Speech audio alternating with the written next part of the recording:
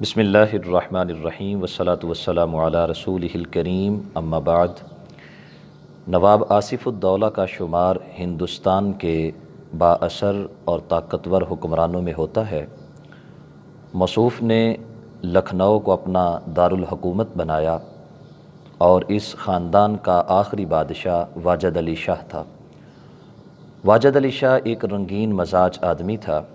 اس کا دربار ہر وقت گیت سنگیت، رقص و سرود کی محافل سے سجا رہتا۔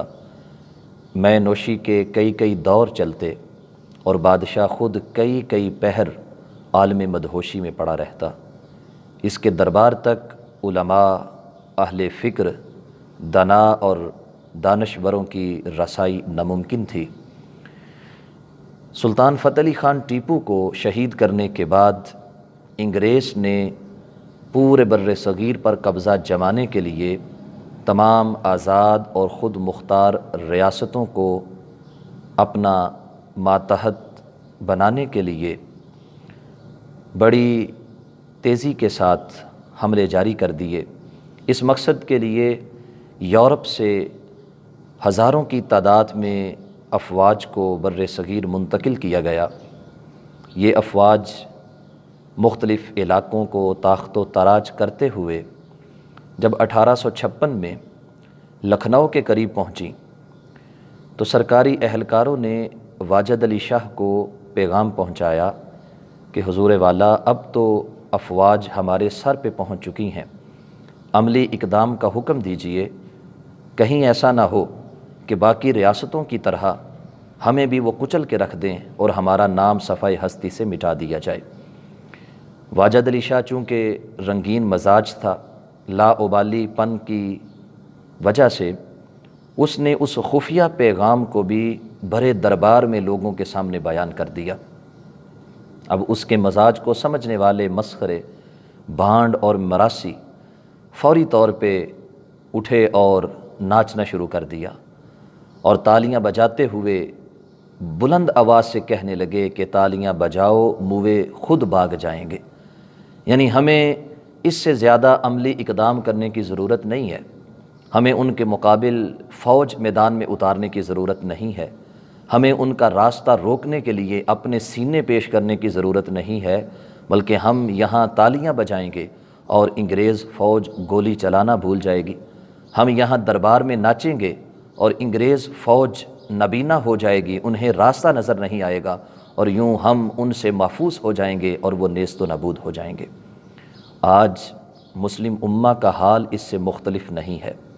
پوری دنیا میں خون مسلم ارزاں ہے، پانی سے سستا مسلمان کا خون ہو چکا ہے۔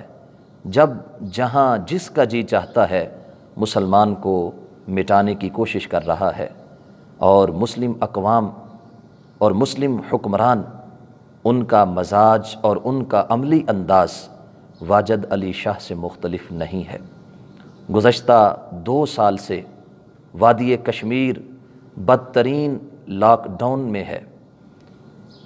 کتنے ہی وہاں پر لوگ ہیں کہ جن کی امیدیں اجاڑی جا چکی ہیں، کتنی مائیں ہیں جن کے بچے ان کی آنکھوں کے سامنے شہید کیے جا چکے ہیں، کتنی خواتین ہیں جن کے سروں کے تاج قربان کیے جا چکے ہیں، لیکن مسلم امہ نے لفظی مذمت تک اپنے اقدامات کو رکھا، اور بعض تو ایسے ہیں کہ جنہوں نے اسے بھی غیر ضروری سمجھا۔ اور پھر مسئلہ فلسطین ہے۔ 2 دن قبل بھی غزہ میں اسرائیلی فورسز نے اٹیک کرتے ہوئے 33 کے قریب مسلمانوں کو شدید زخمی کر دیا، جن میں بچے بھی ہیں، بوڑھے بھی ہیں، خواتین بھی ہیں، لیکن مسلم امہ وہی روایتی اپنی مذمت تک محدود ہے کہ سرکاری سطح پہ ایک بیان جاری کر دیا کہ ہمیں اس حادثے کا بڑا دکھ ہے، ہمیں مسلمانوں کے قتل و غارت کے اوپر بڑی تکلیف ہے اور اس سے بڑھ کے کوئی اقدام نہیں ہے، جبکہ ہمارے آقا صلی اللہ علیہ وسلم نے ارشاد فرمایا تھا کہ مسلمان تو ایک جسم کی مانند ہے کہ جس طرح جسم کے ایک حصے میں تکلیف ہو تو پورا بدن اس تکلیف کو محسوس کرتا ہے۔ یہ نہیں کہ پاؤں میں درد ہو اور سر بے آرام نہ ہو، یا سر تکلیف میں ہو اور پورا بدن اس تکلیف کو محسوس نہ کرے۔ فرمایا اسی طرح مسلمانوں کی حیثیت ہے، ان میں جغرافیائی اور زمینی حدیں نہیں ہوں گی۔ لا الہ الا اللہ محمد الرسول اللہ کی بنیاد پہ یہ ایک ہیں، یہ ایشیا کے رہنے والے ہوں، یہ یورپ کے رہنے والے ہوں، یہ افریقہ، آسٹریلیا، امریکہ کے رہنے والے ہوں، کلمہ توحید ان کو ایک کرتا ہے۔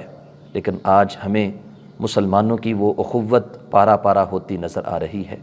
آج مسلمان یہ سمجھتے ہیں کہ اگر برما میں ظلم و ستم ہو رہا ہے تو وہ برما کے مسلمان ہیں، اگر یمن میں ظلم و ستم ہو رہا ہے تو وہ یمنی مسلمان ہیں، اگر کشمیر میں ظلم ہو رہا ہے تو وہ کشمیر کے مسلمان ہیں۔ ہم تو اپنے گھروں میں ہیں۔ جب سے ہم نے جغرافیائی حدوں کو ایمانی حدوں کے اوپر ترجیح دی ہے، تب سے یہ ہماری حالت ہو چکی ہے۔ سید عالم نور مجسم شفیع معظم صلی اللہ علیہ وسلم نے ایک موقع پر ارشاد فرمایا تھا کہ ایک وقت آئے گا کہ میری امت پر لوگ اس طرح ٹوٹ پڑیں گے کہ جس طرح بھوکے نوالے کے اوپر ٹوٹتے ہیں، کہ جس طرح بھوک مٹانے کے لیے کھانے پر لوگ ٹوٹ پڑتے ہیں، بالکل اسی طرح اقوام غیر مسلم امہ کے اوپر ٹوٹ پڑیں گی۔ تو صحابہ کرام جو غیرت مند تھے اور جو جذبہ ایمانی سے سرشار تھے اور جو اخوت و محبت کا معنی سمجھنے والے تھے، انہوں نے عرض کی محبوب کیا وجہ ہے، کیا ہم تعداد میں تھوڑے ہوں گے؟ سرکار دو عالم صلی اللہ علیہ وسلم نے فرمایا نہیں، تعداد بہت زیادہ ہوگی لیکن بے وزن ہو جاؤ گے، کہ جس طرح سمندر کی جھاگ کا کوئی وزن نہیں ہوتا، سمندر کی جھاگ کی کوئی حیثیت نہیں ہوتی، اسی طرح تمہاری بھی کوئی حیثیت نہیں ہوگی۔ تو سید عالم نور مجسم شفیع معظم صلی اللہ علیہ وسلم کے سامنے صحابہ نے تعجب کیا کہ محبوب یہ کیسے ہو سکتا ہے اور یہ کیوں کر ہو سکتا ہے کہ آج اگر ہم اپنی حالت کو دیکھیں تو کوئی میدان ایسا نہیں کہ جس میں ہم دشمن سے تعداد میں زیادہ ہوں، وہ بدر کا معرکہ ہو، وہ احد کا معرکہ ہو، وہ خندق کا میدان ہو یا دیگر غزوات ہوں، ہر جنگ میں ہر غزوہ کے اندر دشمن کی تعداد ہم سے کئی گنا زیادہ رہی، لیکن اللہ کے فضل سے ہم نے ان کو شکست دی ہے، کیونکہ ہم غیرت والے ہیں، ہم جذبہ ایمانی سے سرشار ہیں اور ہم خون مسلم کو جو ہے وہ نظر انداز نہیں کر سکتے۔ کیا وجہ ہوگی؟ کیوں مسلم امہ بے وزن ہو جائے گی؟ تو آقا کونین صلی اللہ علیہ وسلم نے ارشاد فرمایا کہ ان کے دلوں کے اندر وہن کی بیماری پیدا ہو جائے گی، ان کے دلوں میں وہن پیدا ہو جائے گا۔ اور وہن کیا ہے؟ ارشاد فرمایا وہ دنیا کی محبت ہے اور موت سے دوری ہے۔ آج اگر ہم اپنے مسلمان حکمرانوں کی حالت کو دیکھیں تو ہمیں یہی دو چیزیں محسوس ہوتی ہیں کہ دنیا کی محبت آخرت کی محبت پہ غالب آ چکی ہے، اور جینے کی محبت، جینے کی امنگ شوق شہادت پہ غالب آ چکی ہے۔ اور اسی وجہ سے آج پوری دنیا کے اندر اقوام مسلم کو یہ دن دیکھنا پڑ رہا ہے۔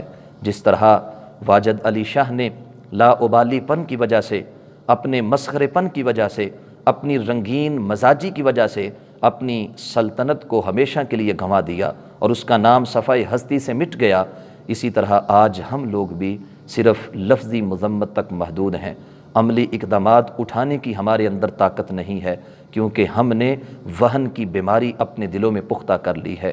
اللہ رب العالمین مسلم امہ کو غیرت مند حکمران عطا فرمائے۔ رب ذوالجلال ایسے دانشور اور اسلام کی اہمیت کو سمجھنے والے لیڈر عطا فرمائے کہ جو خون مسلم کا تحفظ کرنے والے ہوں۔ وآخر دعوانا ان الحمد للہ رب العالمین۔